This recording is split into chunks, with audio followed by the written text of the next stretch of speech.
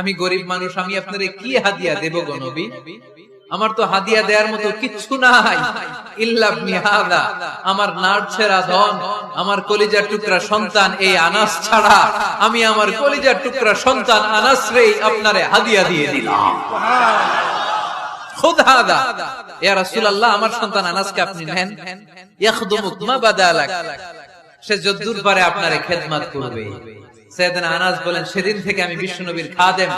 কি আর খেদমত করব, নবীর মেসওয়াক এনে দেই, জামা এনে দেই।